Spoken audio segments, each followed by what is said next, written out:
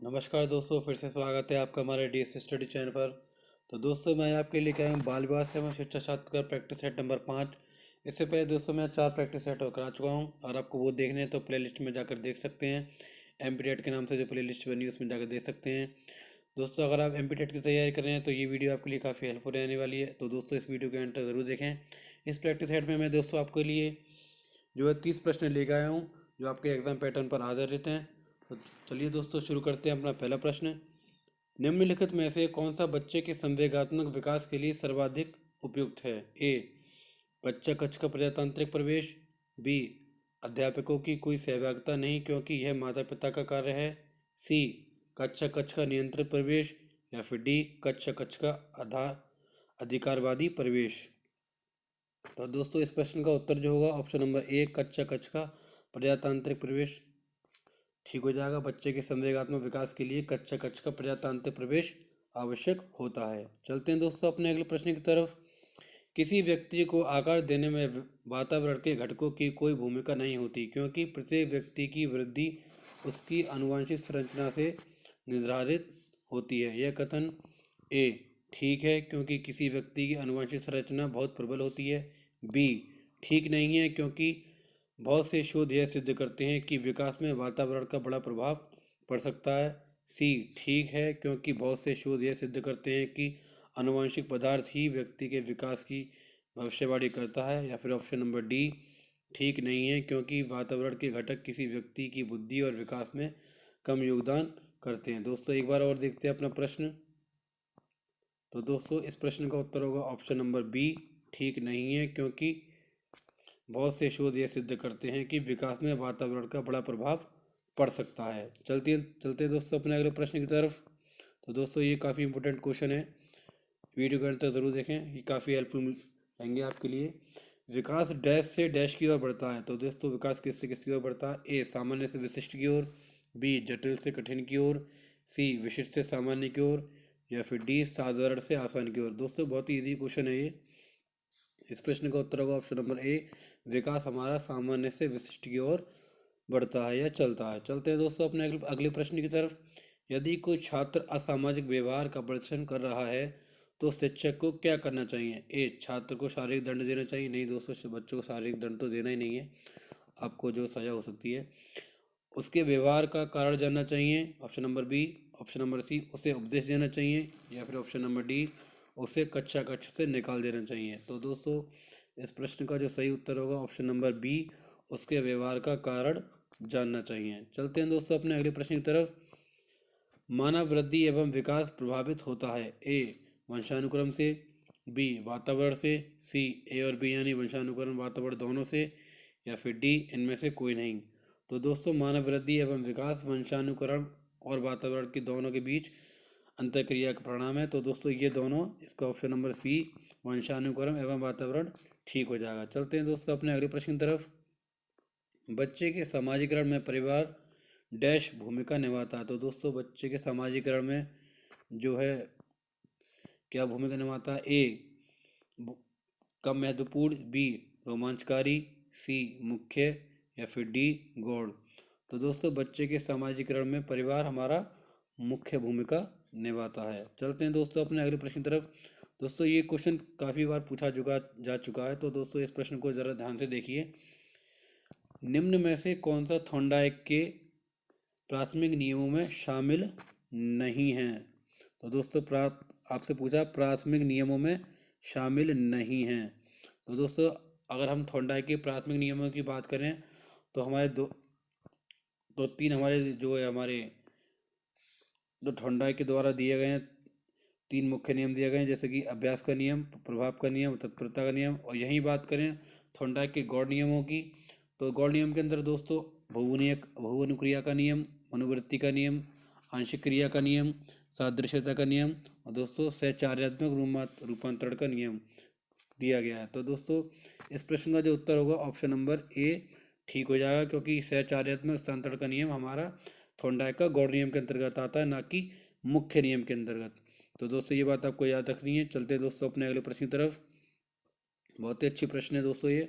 प्रगतिशील कक्षा में अपरिहार्य की अपरिहार्य है कि कच्चा कच्छ ए लोकतांत्रिक होता है और समझने के लिए बच्चों को पर्याप्त स्थान दिया गया होता है।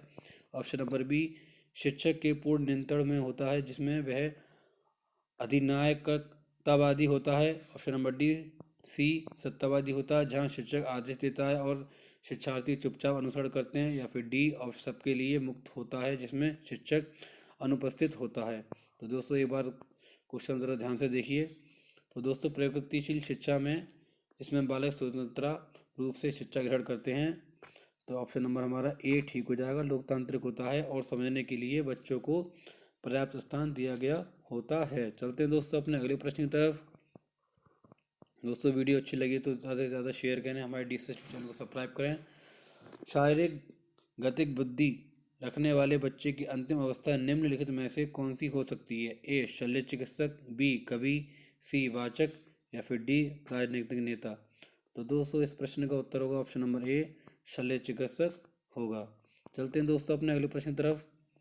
व्यक्ति के मूल्यांकन हेतु प्रयुक्त शब्द साचार्य परीक्षण पूछा दोस्तों। इसमें विधि का प्रयोग जुंग द्वारा किस वर्ष किया गया?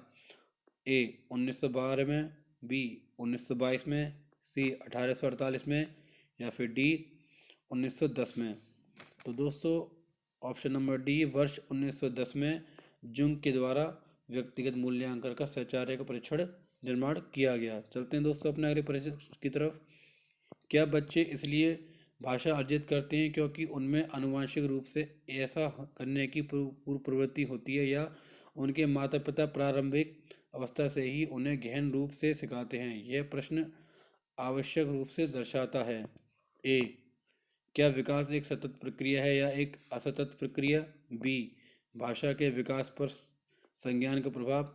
ऑप्शन नंबर सी प्रकृति और पोषण पर बहस या फिर डी बहुकारक योग्यता के रूप में विकास पर चर्चा। तो दोस्तों इस प्रश्न का उत्तर होगा ऑप्शन नंबर बी विकास भाषा के विकास पर संज्ञान का प्रभाव। चलते हैं दोस्तों अपने अगले प्रश्न की तरफ। जब एक शिक्षक यह समझता है कि स्वाभाविक रूप से लड़के गणित में लड़कियों से अच्छे हैं, यह दर्शाता है कि अध्यापक है। क्या दर्शाता है दोस्तों? ए नीतिपरक, बी लिंग यानी जेंडर पक्षपाती, सी शिक्षाप्रद या फिर डी सही दृष्टिकोण वाला। तो दोस्तों इस प्रश्न का उत्तर होगा, ये बहुत इजी क्वेश्चन है, लिंग यानी जेंडर रूढ़िबद्धता दर्शाता है। चलते हैं दोस्तों अपने अगले प्रश्न की तरफ। भाषा ए विचार प्रक्रिया को प्रभावित नहीं करती, बी विचार प्रक्रिया का निर्धारण नहीं कर सकती, ऑप्शन नंबर सी हमारी विचार प्रक्रिया को पूरी तरह से नियंत्रित करती है, या फिर ऑप्शन नंबर डी हमारी विचार प्रक्रिया को प्रभावित करती है। तो दोस्तों इसका ऑप्शन नंबर डी ठीक हो जाएगा, भाषा हमारी विचार प्रक्रिया को प्रभावित करती है। चलते हैं दोस्तों अपने अगले प्रश्न की तरफ। दोस्तों ये क्वेश्चन बहुत ही इंपॉर्टेंट है, 2-3 बार पूछा गया है ये यूपी टेट में, और इस बार ये एमपी टेट में भी पूछे जाने की संभावना है। एक अध्यापक या अध्यापिका विद्यार्थी को किसी विषय को की अपनी अवबोधनात्मकता को प्रतिबिंबित करते हुए संकल्पना मानचित्र यानी कॉन्सेप्ट मैप का निर्माण करने को कहना या फिर कहता है। वह ए विद्यार्थियों की स्मृति को मंथर गति से जागृत कर रहा या रही है, ऑप्शन नंबर डी रचनात्मक आकलन कर रही है या रहा है, सी छात्रों की मुख्य बिंदुओं का सार लेखन की क्षमता का परीक्षण कर रहा है रही है, या फिर ऑप्शन नंबर डी छात्रों की बुद्धि के मूल्यांकन हेतु शीर्षकों रबिक्स के विकास का प्रयास कर रही है। तो दोस्तों इस प्रश्न का उत्तर नंबर जो है बी ठीक हो जाएगा, रचनात्मक आकलन कर रही है। चलते हैं दोस्तों अपने अगले प्रश्न की तरफ। निम्नलिखित मापन के स्तरों में सबसे अच्छा कौन है? ए नामित, बी अनुपात, सी क्रमिक या फिर डी अंतराल। तो दोस्तों मापन के स्तर को मापने के लिए सबसे अच्छी जो विधि मानी जाती है वो अनुपात विधि मानी जाती है, तो इसलिए हमारा ऑप्शन नंबर बी यहाँ पर ठीक हो जाएगा। चलते हैं दोस्तों अपने अगले प्रश्न की तरफ। एक शिक्षक कागज के वंचित वर्ग के बच्चों की आवश्यकताओं को प्रभावपूर्ण तरीके से पूरा कर सकता है। ए उनकी पृष्ठभूमि की उपेक्षा करके तथा उन्हें विद्यालय में कार्य करने के लिए कहकर, बी कक्षा के प्रत्येक बच्चे की आवश्यकता अनुसार अपनी अपना शिक्षण कौशल अपनाकर। सी, उन्हें कक्षा कक्ष में अलग स्थान पर बैठाकर ताकि वे अन्य बच्चों से मेल जोल ना करें। ये तो दोस्तों गलत होगा, निगेटिव पॉइंट है ये। या फिर ऑप्शन नंबर डी, अन्य बच्चों को वंचित पृष्ठभूमि वाले बच्चों के प्रति सहानुभूति पूर्ण व्यवहार करने के लिए कहकर। तो दोस्तों इस प्रश्न का उत्तर जो होगा, एक बार क्वेश्चन और देखिए। इस प्रश्न का उत्तर ऑप्शन नंबर बी ठीक हो जाए, कक्षा कक्ष के प्रत्येक बच्चे की आवश्यकता अनुसार अपना शिक्षण कौशल अपनाकर। चलते हैं दोस्तों अपने अगले प्रश्न की तरफ। एक बच्चे को की कॉपी में लिखने में विपरीत छवियां, दर्पण छवि आदि जैसी गलतियां मिलती हैं। इस प्रकार का बच्चा लक्षण प्रदर्शित कर रहा है। ए, अधिगम्य असुविधा, बी, अधिगम्य अशक्तता, सी, अधिगम्य कठिनाई के, या फिर डी, अधिगम्य समस्या के। तो दोस्तों ऑप्शन नंबर इसका बी ठीक हो जाएगा, अधिगम्य अशक्तता या सीखना। चलते हैं दोस्तों अपने अगले प्रश्न की तरफ। विशेष आवश्यकता वाले बच्चों को शामिल करना। ए, काल्पनिक लक्ष्य है, बी, जिनमें अक्षमता ना हो उन बच्चों के लिए हानिकारक है, सी, विद्यालय पर भार बढ़ा देगा, या फिर डी, शिक्षण के प्रति दृष्टिकोण विषय वस्तु और धारण परिवर्तन की अपेक्षा रखता है। तो दोस्तों ये ठीक हो जाएगा, ऑप्शन नंबर डी, शिक्षण के प्रति दृष्टिकोण विषय वस्तु और धारण परिवर्तन की अपेक्षा रखता है। चलते हैं दोस्तों अपने अगले प्रश्न की तरफ। ये दोस्तों एनसीएफ का क्वेश्चन है, एक्सियम। समायोजन शिक्षा का मुख्य कार्य क्या है? यानी ए, विद्यालय न आने वाले बच्चों को विद्यालय में लाना, बी, विशेष आवश्यकता वाले बच्चों को मुख्य धारा में लाना, सी, विशेष व सामान्य बच्चों को साथ साथ पढ़ने की सुविधा देना, या फिर डी, उपरोक्त सभी। तो दोस्तों राष्ट्रीय पाठ्यचर्या रूपरेखा यानी एनसीएफ 2005 में समायोजन शिक्षा की स्तुति की गई है। तो दोस्तों इसका उद्देश्य यही है कि सभी बच्चों को एक साथ बैठकर पढ़ाना, कोई जाति या लिंग भेदभाव नहीं होना चाहिए। तो इसका ऑप्शन नंबर डी हमारा ठीक हो जाएगा। चलते हैं दोस्तों अपने अगले प्रश्न की तरफ। दोस्तों एनसीएफ 2005 और एनईपी 2020 आपको देख के जरूर जाना है, क्योंकि सीटेट में काफ़ी क्वेश्चन आए थे इसके एनईपी 2020 के। अलग अलग सोच वाले पैटर्न उन बच्चों की पहचान करते हैं जो ए, विकलांग हैं, बी, डिसलेक्सिक हैं, सी, सृजनात्मक हैं, या फिर डी, प्रत्यास्थी हैं। तो दोस्तों इसका उत्तर अलग अलग सोच वाले पैटर्न उन बच्चों की पहचान करते हैं जो दोस्तों क्रिएटिव यानी सृजनात्मक होते हैं। चलते हैं दोस्तों अपने अगले प्रश्न की तरफ। चिंतन संज्ञानात्मक पक्ष में एक मानसिक क्रिया है, यह कथन दिया गया। ए, डीवी द्वारा, बी, किलफोर्ड द्वारा, सी, क्रूज द्वारा, या फिर डी, रॉस द्वारा। बहुत ही इजी क्वेश्चन है दोस्तों, इसका ऑप्शन नंबर डी ठीक हो जाएगा, रॉस द्वारा। चलते हैं दोस्तों अपने अगले प्रश्न की तरफ। अधिगम वक्र में पठार बनता है। ए, परिपक्वता के कारण, बी, अभिप्रेरणा के कारण, सी, थकान के कारण, या फिर डी, अभिरुचि के कारण। तो दोस्तों इस प्रश्न का उत्तर ऑप्शन नंबर सी ठीक हो जाएगा, थकान के कारण। सीखने की गति हमेशा दोस्तों एक तरह से नहीं रहती दोस्तों, ये घटती बढ़ती रहती है। तो दोस्तों चलते हैं दोस्तों अपने अगले प्रश्न की तरफ।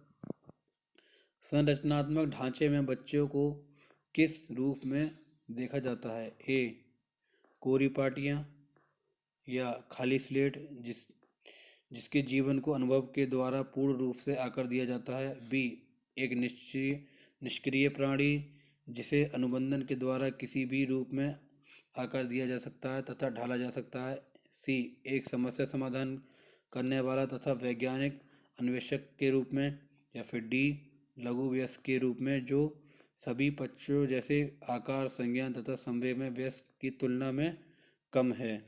तो दोस्तों इसका ऑप्शन नंबर सी ठीक हो जाएगा, एक समस्या समाधान करने वाला तथा वैज्ञानिक अन्वेषक के रूप में।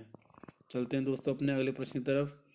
अवधान के आंतरिक अथवा व्यक्तिनिष्ठ निर्धारक हैं। ए, रुचि, लक्ष्य, अभिवृत्ति, बी, उद्दीपक, वस्तु, प्रविधि, सी, प्रकाश, ध्वनि, गंध, या फिर डी, पुरस्कार, दंड, प्रोत्साहन।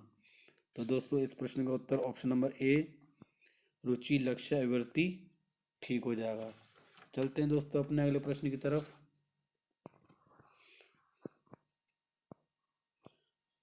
पूर्व अनुभव के आधार पर संवेदना को अर्थ प्रदान करना कहलाता है। ए, संवेदना, बी, प्रत्यक्ष ज्ञान, बी सी अभिप्रेरणा या फिर डी कल्पना। तो दोस्तों पूर्व अनुभव के आधार पर संवेदना को अर्थ प्रदान करना हमारा प्रत्यक्ष ज्ञान कहलाता है। चलते हैं दोस्तों अपने अगले प्रश्न की तरफ। एक महिला ने भोजन प्राप्त करने के लिए अपने बच्चे को बेच दिया। इस खबर को डैश के आधार पर अच्छी तरह समझा जा सकता है। ए मनोसामाजिक सिद्धांत, बी पुनर्बलित आकस्मिकताओं का सिद्धांत, सी मनोविश्लेषणात्मक सिद्धांत या फिर डी पदानुक्रम आवश्यकताओं का सिद्धांत। तो दोस्तों इस प्रश्न का उत्तर ऑप्शन नंबर डी ठीक हो जाएगा, पदानुक्रमक आवश्यकताओं का सिद्धांत। दोस्तों अगर ये सिद्धांत दोस्तों किसने दिया था, तो दोस्तों इस सिद्धांत के जो प्रतिपादक किया था वो हमारे मैस्लो द्वारा किया गया था। चलते हैं दोस्तों अपने अगले प्रश्न की तरफ।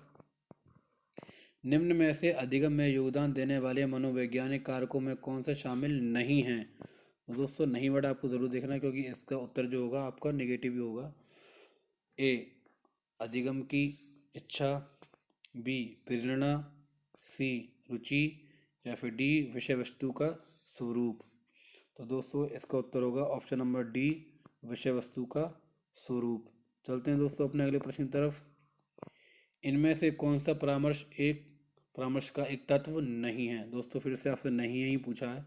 ए वृत्तिक वृद्धि, सी साक्षात्कार, सी विश्वास या फिर डी संप्रेक्षण। तो दोस्तों परामर्श का तत्व साक्षात्कार, विश्वास और संप्रेक्षण होता है, लेकिन अब हमारा वृत्तिक वृद्धि नहीं होता। तो इसका ऑप्शन नंबर ए ठीक हो जाएगा। चलते हैं दोस्तों अपने अगले प्रश्न की तरफ। टीएटी का उद्देश्य निम्न में से किसका मापन है। ए बौद्धिक क्षमता, बी अभिक्षमता, सी अभिवृद्धि या फिर डी मूल्य। तो दोस्तों टीएटी का उद्देश्य होता है अधिक्षमता का मापन करना होता है, तो हमारा ऑप्शन नंबर बी यहाँ पर ठीक हो जाएगा। चलते हैं दोस्तों आप आज के आखिरी प्रश्न की तरफ। निम्नलिखित में से कौन सा भूलने का कारण नहीं है। दोस्तों फिर से आपसे यहाँ पर भूलने का कारण नहीं है पूछा है, जो कारण इसका नहीं है वो पूछा है। तो देखते हैं दोस्तों इसका ए मानसिक द्वंद्व, बी पुनरावृत्ति का अभाव, सी सीखने की मात्रा या फिर डी शिक्षक की योग्यता। तो दोस्तों इसका ऑप्शन नंबर डी ठीक हो जाएगा, शिक्षक की योग्यता। दोस्तों वीडियो अगर आपको अच्छी लगी हो तो ज़्यादा से ज़्यादा शेयर करें, हमारे डी स्टडी चैनल को सब्सक्राइब करें ताकि हमें मोटिवेशन मिलती रहे और ऐसी वीडियो हम आपको देते रहें। तो दोस्तों ज़्यादा से ज़्यादा इस वीडियो को शेयर करें, हमारे चैनल को सब्सक्राइब करें और इस वीडियो को लाइक करें। Thank you.